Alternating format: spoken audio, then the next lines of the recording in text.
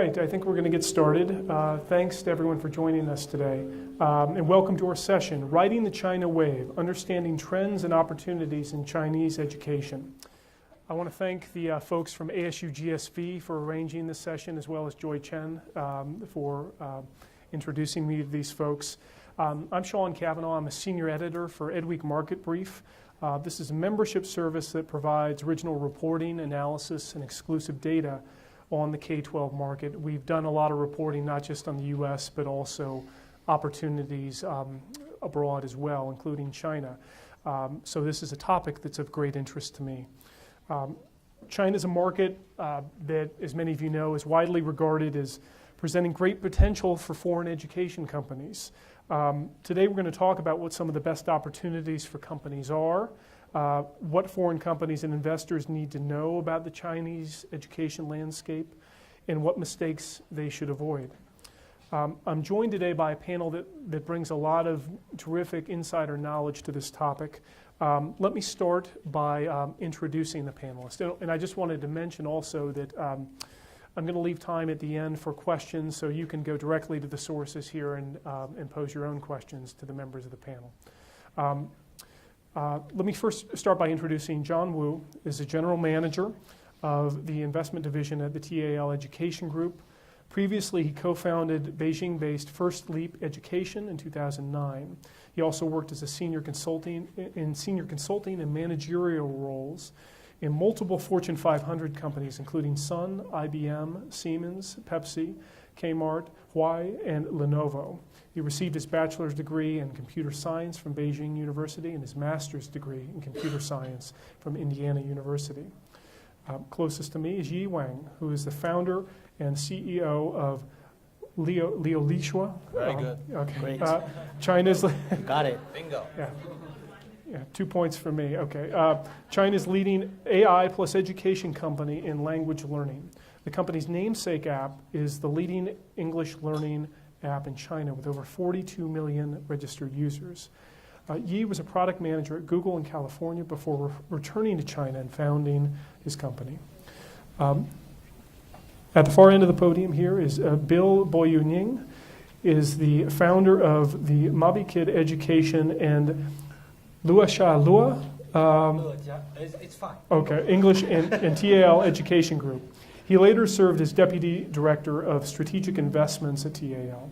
Before founding BE Capital, he was also the instructor trainer at New Oriental. Bill is an expert in product design, branding, early childhood education, and STEAM education. He is also currently the Vice President of the Haedan Internet Education Chamber of Commerce. So let me begin our panel discussion by starting with a pretty broad question for the panelists. And I'll just go down the line here and start with you, Yi. What is the biggest area of opportunity for foreign education companies in providing a product or service in China? If you had a room full of companies from the U.S., other markets trying to get into China, what would you tell them is the single biggest opportunity? Well, I think there are hard to pick one, but I'll say a couple, if I may. The first one I think is really high quality original content.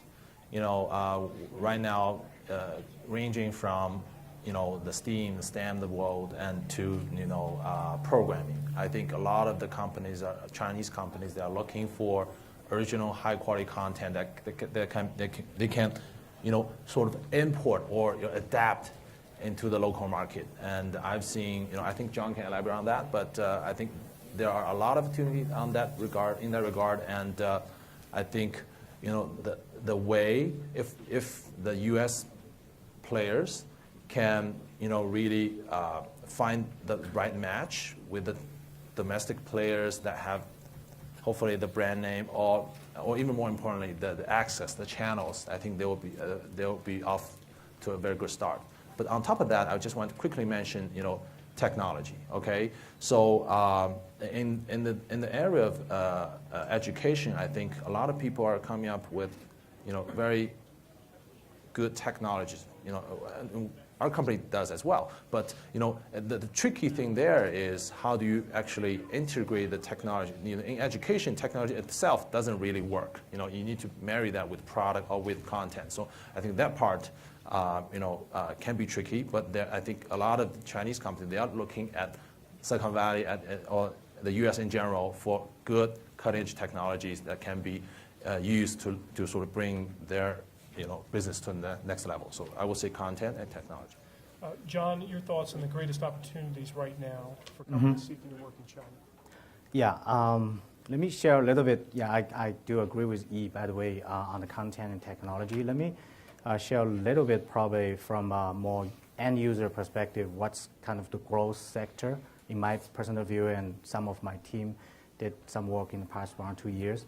The number one is in the early education field. Reason is simple. Starting from last year, 2016, all the way to 2020, in the next 3 years, what we are seeing is at least 20 million plus newborns every year.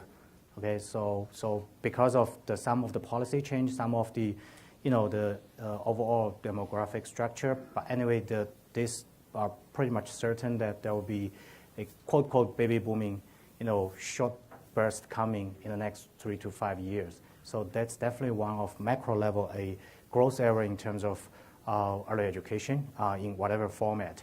That's number one. Number two, again, I shared a little bit this afternoon in another session, which is international education.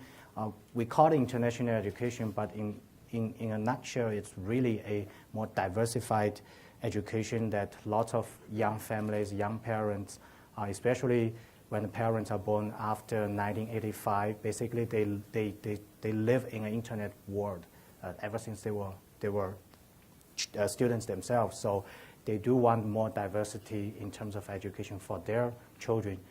So coupled with that, the international education is seeing at least a double the growth rate of the traditional education, if you will. The third area probably is STEM or STEAM, meaning again more diversity, more holistic, kind of education for a child to grow into a more strong and ready for 21st century. And the reason I mention that is we believe that the government actually already realized that, and that's part of the national kind of competency or strategy in education. So slowly, the entire public school system, just like U.S. doing here, will have more focus on STEAM and STEM. So that's one area, and it was almost blank, if you will, in the past 10 years. So that means opportunity, both for the international companies and also for domestic players. The last one, still in the K-12 field, the traditional K-12 or domestic education field, which I fully agree with Yi. The content and technology are the best play for that. So, Bill, your thoughts on the biggest opportunities for foreign ed companies in the Chinese market? Yes, honestly speaking, most Western companies failed in Chinese market. But I do think some product type may have larger chance of survival in China. One is hardware. So you see there's a new product called Wonder Workshop, invested by that young lady back there in the United Sinovation Ventures in the United States, called Wonder Workshop. It will be shipped in Jingdong, the largest Chinese. It's a Chinese Amazon, maybe next month also. So I think hardware is standard around the globe. So for selling hardware products, it would be easy in China, in e-market, something like that. Another one is high quality apps, especially content apps, because it takes longer time to make high quality types, and it takes time to testify whether the content is good for public schools or for end user uses. So I have seen a lot of high quality American content which can be successful in China, like the To Do Math invested by TAL,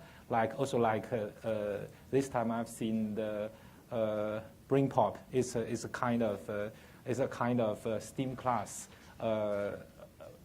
very popular in the K-12 schools in the United States. I think that these two kinds of product type, one is hardware, the other is kind of software, which do not need much services and local connections, so it would be easier for them to be successful in China. Let me take a step back, because I suspect that some of the people in this room perhaps are already trying to do business in China, and others are just sort of scoping it out, trying to figure out, does this make sense for me? Sort of more of a background question here, and John, I'll pose it to you, but you folks can feel free to chime in as well. Why now in China? Why is the market in China better than it would have been 5 or 6 years ago? I realize it's a broad question, but what are the factors driving this interest? You didn't have that question in the preparation, but that's a great question. Personally, I think probably two major drivers why now. One, obviously, still the infrastructure, the technology, and the readiness of the overall hardware, smart classroom. So pretty much the infrastructure is ready. That's number one, which took quite significant time and amount of resources that the entire nation has put into the infrastructure, as you know, right? To the other, even tier 4, tier 5 cities. But the other one probably is more important, which is, again, the actual, when the nation and the government and the entire education system solve we're not done yet, but basic level of education for most child there, then the need for diversity, the need for a slightly more advanced way of learning, and different things will rise. And of course, the globalization and the economic growth actually funded this. So at this right moment, again, I'm right now in a strategic investment position, so I have to look at the future trend. What I'm seeing and our team is seeing is, again, the young generation of parents, the entire nation, because of the internet, because all the source of information, they want better education. So this is the better time. That's my answer. Just to you. To clarify, by infrastructure, improved infrastructure, you're talking about things like devices in schools as well as basic internet connectivity, or and the mobile internet. Give you a live example, in the tier 4, tier 5 cities, meaning pretty much the more kind of remote areas, they already kind of shortcutted, bypassed even the landline, the fixed line phone, but go directly into the mobile internet age. So and even in some of the school there, through government funding or other source of funding, they can have tablets in the classroom. Think about that. Now, of course, they have the wireless connecting. There's no ground level fixed line, so they already passed one generation in the internet age, so they're ready. Yeah. But in the past, it's hard to imagine, how to deliver any type of content or service to them, because sending teachers to all over China, to all the different areas, long term still is not the solution. So technology and internet brings this readiness. Yeah, I mean, we are a pure mobile company. We were founded in September 2012. Basically, we thought, okay, we have choices to make. Do we want to build a website, then a mobile app? We said, forget about website, let's go entirely mobile. When we launched in February 2013, immediately after that, we realized that's a right way to go, a right way to grow. Like our trajectory was like something like this. We didn't hit hockey stick. Okay, that's magical. We didn't hit that, but it's pretty linear. Like it's by word of mouth. Okay, then we just grow like this. Okay, and then over 50% of our users were from tier 3, 4, 5 areas. Like 4, 5 is considered rural areas. Okay, and so that's one data point. The other one is, last June, I went to the most rural and the poorest area in the Qinghai Highlands, like one of the poorest provinces in northwest China.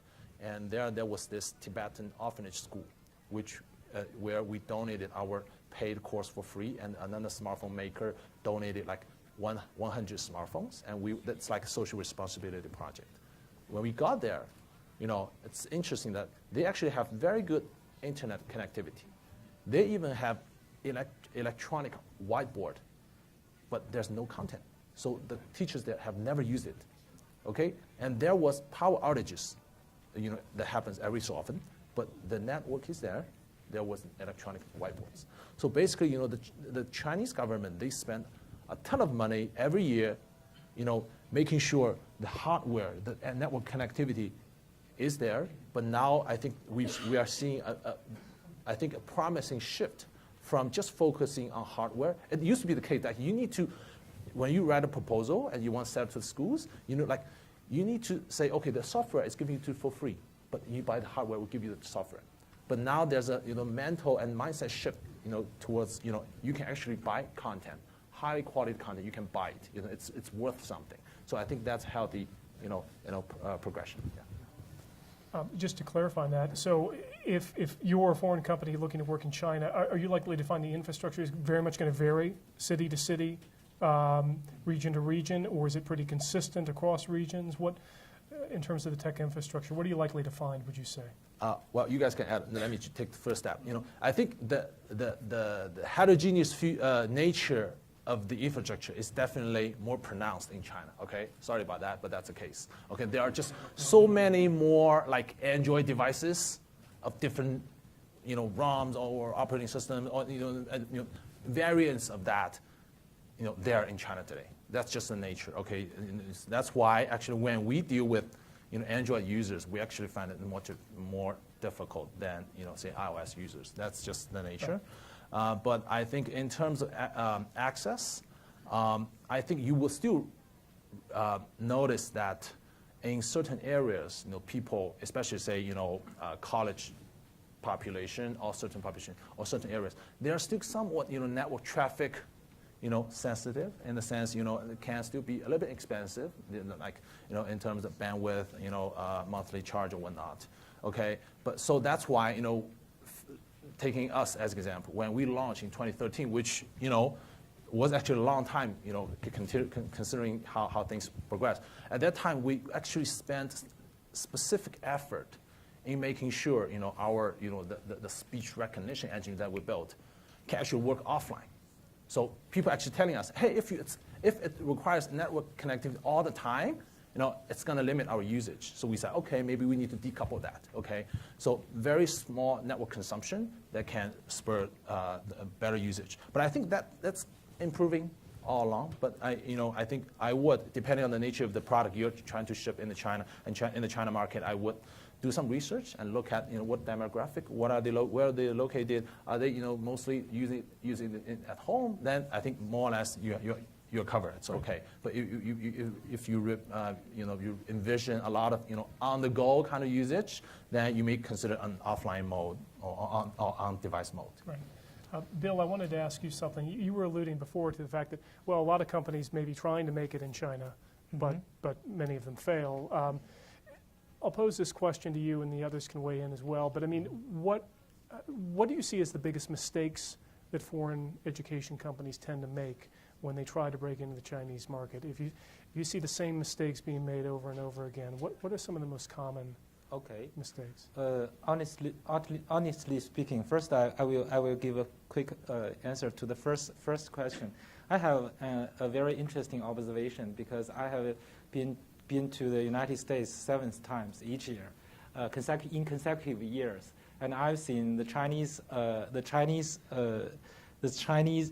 topics on Chinese are attracting more and more Westerners. Now there are more than half of them are Westerners. Yeah, look at this room. Yes, I see this trend. This is mainly because that new startups, especially tech integrated ones, started in the last 3 years, like TAL. So I see a lot of foreign companies, not only larger giants like TAL, but also new startups who want to enter the Chinese market. I think the most important factor for Western startups or giants to succeed in China is to find a right Chinese partner. There are two kinds of partners which could lead to success. One is a larger local education companies like TAL, like New Oriental, they have very good local connections as well as assets and talents. Another one is a single local partner who are also startups, who are also entrepreneurs, who want to find the best quality foreign products and want to spread in China.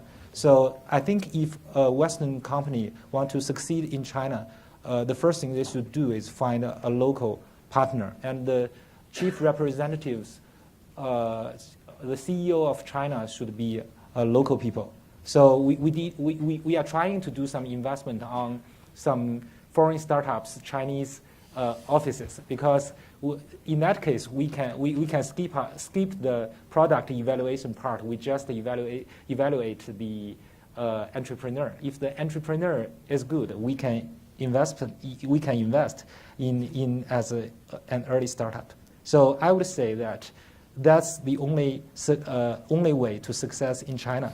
Any other way of entering China would lead to a failure. And mistakes you see companies making then, it's not finding the right partners, I take it, or? To tell the truth, because we are in the center of Beijing, Zhongguancun is a counterpart of Silicon Valley in the United States. And also it's like Boston in the United States. We have a lot of good universities. So we are basically the heart of education and technology. So any yeah, that's a good slogan for me. I will use that. Maybe if you want to do education in China, call Bill, right? so a lot of there's a call Saul, right, here in the United States, call Bill in China, okay? And I do see, I have met many Western companies, larger ones or small ones, and also some startups who want to enter Chinese markets. I think it may be the right time. So when they find me, I would give them two suggestions. One is to get direct into the center of Chinese EdTech circle to connect with Chinese EdTech community, like the medias, like GMO like the investment firm, venture capital, like Blue Elephant Capital, and also like TAL, like the large education companies. If you get in touch with these connectors in China, it will save you a lot of time to understand the Chinese market. And we will also, some of us, maybe for GMO, they have a business to recommend Chinese partners for the Western company. Also, we have invested. We are the only EdTech early investors in China. So we invest a lot of infrastructure companies for Chinese education industry, like the media, like the recruitment services. So we also recommend recruitment services for these companies to headhunt their Chinese CEOs. But by far we haven't done that much business. Maybe I think next year we may bring some successful cases.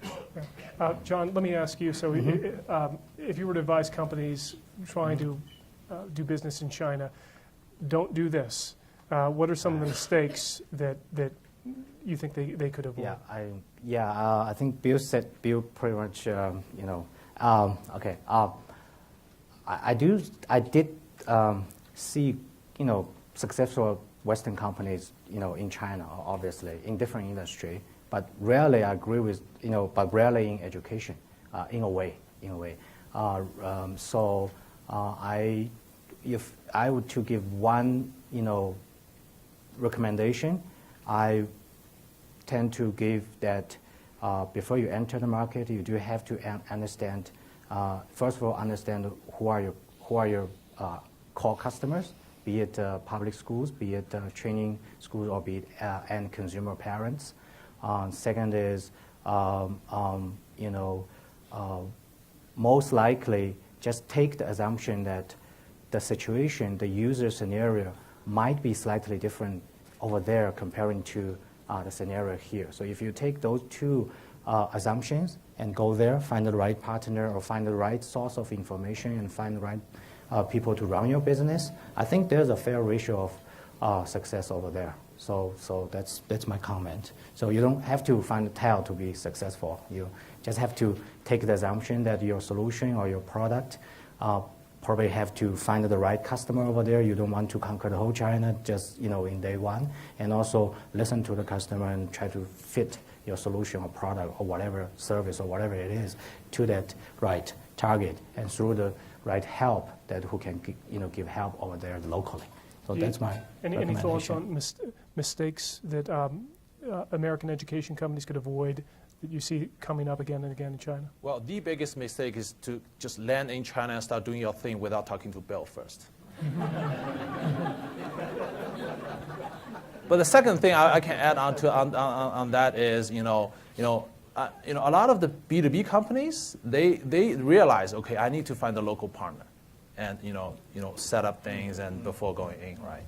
But I kind of disagree with Bill a little bit, if I can. On one of the comments he mentioned earlier, I think even if you are B2C, I think it will be a mistake to actually think you can just launch and wait for the success to happen. Okay? A lot of U.S. companies have done that in education and in other segments. They just sort of launch the product, on the App Store or through other means. And they would just, sit there and say, okay, the users, my product is great. The customer will come to us. Well, maybe to a certain extent. But so far, we haven't seen any blowout success of such kind. I think, in China, in language education, basically the field we are most familiar, or beyond, or education, or even beyond education. I think localized operations, customer service, and the product iterations are of, hugely important and valuable.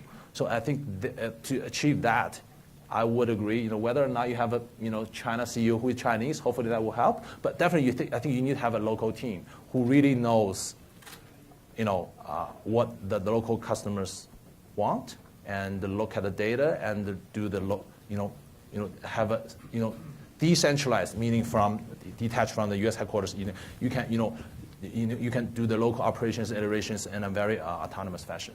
Look at how Uber did in their earlier days before the merge happened. Actually, I think they did a reasonably well job. They have a very local team. They can just do very quick decision making, and they adjust adjust along the way on the sort of the on the ground fights with Didi, right? But I think they've done a relatively good job.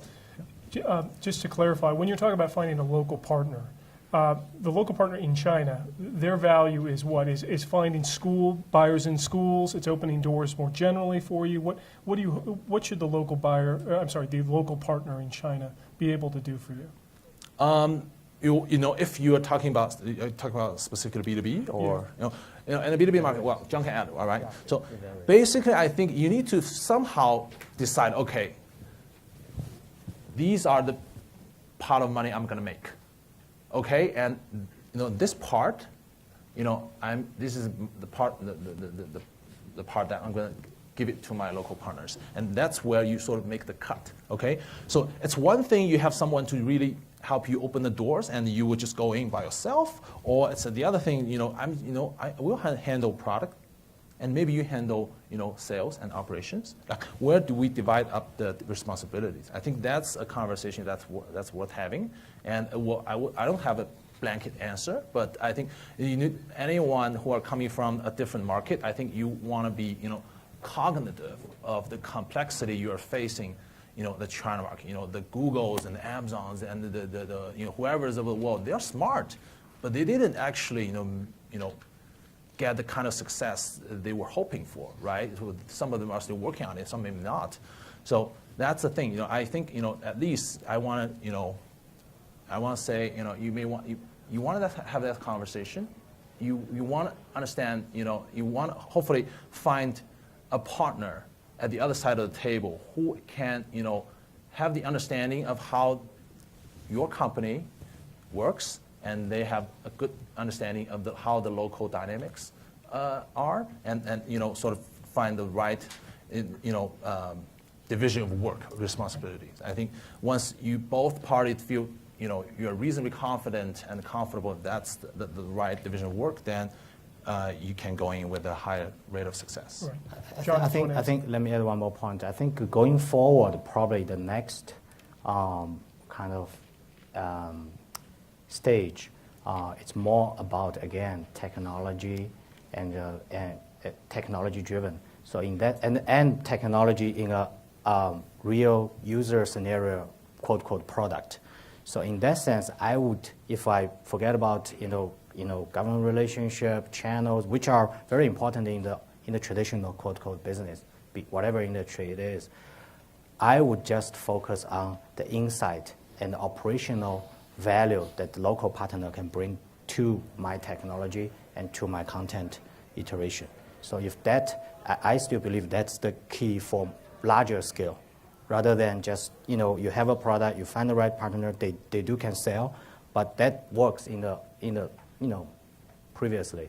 Still will work down the road. But if I'm an ad tech company here, be it startup or big company, I would find the company who have the user. If I am a technology based, I want user data, and that company that can have the operation excellence, and from the operational excellence, bringing back insight into my product that can make my product very unique and have an advantage. So that's what I think the most important thing to do. Yeah, so what John just mentioned reminded me, I'm just going to offer one case study, which is my company. Actually, since it used to be the case, we would go to the publishers, the major publishers of English learning content, introduce ourselves and say, hey, would you like to partner? But at that time, they were, who are you, right? So, but now I think a lot of the publishers, we meet, and they would come to us, they would say, okay, we have this good content, good curriculum, and you guys seems you know what you're doing in terms of providing good product to the local market, and you have an interesting way to operate, to interact with the users. So here's what we're gonna do. We offer you the content. We will offer a team of editors, potentially working with your product people and designers and curriculum design people to do the modifications needed, and then you guys would actually build the product. You would launch it, and you will manage the user operations. Okay, we're not going to touch any of that. And on top of that, we're going to do something that we haven't done in the rest of the world before, which is we would actually have you give you the flexibility to actually adjust the pricing, on the fly. Okay. And that's something pretty interesting, but we would like to see that because we have some kind of revenue sharing model. So we're on the same boat. But he said but you can actually adjust pricing on the fly, and you can do the kind of whatever creative way of promoting things that we haven't seen in other markets. We have a lot of creative things. It can go on for hours and hours. Guess what he is saying? They are big publishers, not like small publishers. The big publishers who are, right? Yes, I guess. I don't know who they are, but big publishers in China and from outside of China. Yeah, the big publishers. That's a good example. Yes, Yeah, they're starting to realize, okay, we would need to give the local partners or partners to be the kind of the level of flexibility that's not that we haven't given before, and they because we can find a way to really align the interest, we will give you more autonomy, and that hopefully will bring us a bigger win in the end. I'm going to ask another question, and then I'm going to turn things over to the audience for questions. But I know that we at EdWeek Market Brief, we've reported a lot on the growth of demand for private education in China, both private schools as well as individual private tutoring that's going on. How is that shaping demand specifically in China for educational products and services? How are we seeing this rise in demand from parents specifically changing demand for specific kinds of platforms, tools, other I think we should start from Oracle Bill. Okay. Okay, I have a new name, Oracle or Prophet. I can foresee things in 10 years, right?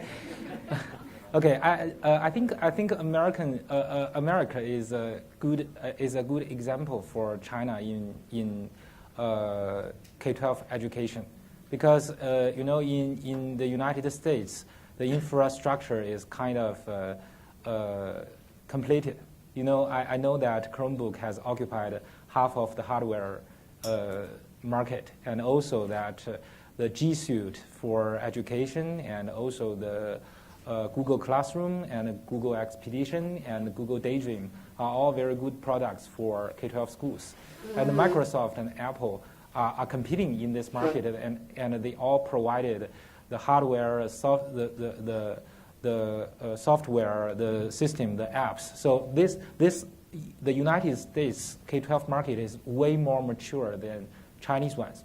Also, United States are doing some experiments on how to change the private education as well as public education. You have Art School, you have Cavanagh Lab School for the new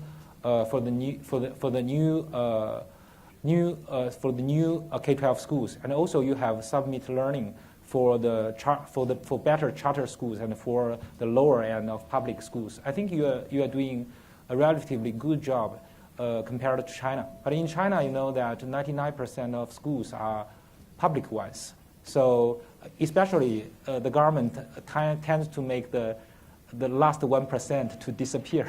So you see in China, the trend is that the majority of schools are public ones. But this shows a sharp contrast with Chinese parents' sharp need of better education. So we have in China we have counterparts of Cavanagh Lab schools or art schools like Yitu School, a new kind of school founded by the chairman of Bill Gates and Melinda Foundation China. And we also have some homeschooling kinds of small private homeschooling like schools for parents who are willing to endeavor their kids' experience in that small, tiny ones. But I think that the most important trend in China is that most parents want their kids to have both domestic, maybe K9 or K6 Chinese education combined with the last 3 or 6 years in the United States. I think that is number one trend in China. That booms the young overseas students, Chinese students in the United States. So you may see many Chinese faces in most private K-12 schools, and you will see more. That is the trend. Another interesting thing that I have witnessed is that maybe in the future there will be many K-12 private schools which are operated by Chinese in the United States. And this number may grow very subtly because you do not have so many private K-12 schools for Chinese, and we have so many Chinese kids. So that is another interesting trend. And the last trend is that China has a gigantic market of after-school tutoring. China has 1 trillion RMB after-school tutoring markets. That is about 1/3 of the public education expenditure. So I think Chinese parents may take another alternative is that to have the full-time K-12 schools and as well as has some online overseas courses. So I think for all our Chinese parents, we are preparing our kids to either enter that 1% of private international schools, or maybe 6 years or 9 years of K-12 schools in China, and the rest of years in the United States or in other developed countries. Or we may send our children for some after-school tutoring to learn the U.S. curriculum. Like we have a VIP kid who the founder Cindy is also a keynote speaker here. I think I think that's an interesting case in the last 3 or 4 years, which reaches the 3 billion revenue for the shortest time at about 4 years. TAL reached that point for 12 years, and New Oriental takes even longer than that. So that's my point of view for Chinese parents' new demand on international education. I wanted to, just conscious of time here, to turn the mics over to the audience to ask questions. We've got a mic that's coming around. Yes, miss. Hi, I'm Christine Davies with the Asia Society. We understandably talk a lot when we talk about trends in China about solutions that are geared directly for students or for their parents to procure for them. We talk a little bit less about solutions that are geared towards teachers and school leaders, the professional development realm. And I was curious to get your take on that market in China, how it's evolving, and if there is a market, which I hope and suspect that there is, what the best ways of navigating it. Is it both a local, provincial, or city play as well as a Beijing play, or one or the other? Great question. Actually, yeah, due to the time, I didn't mention that. Great question again. Thank you. Like I just said, so Xiang, you asked that question. The private sector is still growing at a rapid pace. However, in our view and in our forecast, the entire public education, basically from the government budget, is also growing at a very rapid pace. One is driven by the birth rate, you already know, and the other is actually by, again, upgrading. So in this juncture, we believe that the government are more and more open to procure solution, product, even service from private sector, which is definitely happening. And TAL, being one of the kind of still small but kind of the medium-sized training company over there, the government comes to us a lot, asking for service right now over the last 1 or 2 years. However, we're not able to provide so much service because we are short in our own teachers. So we're complaining about parents that we don't have enough class open for them because we are short on teachers. But the product, the teachers in the public system, we have millions of primary school teachers and middle school teachers.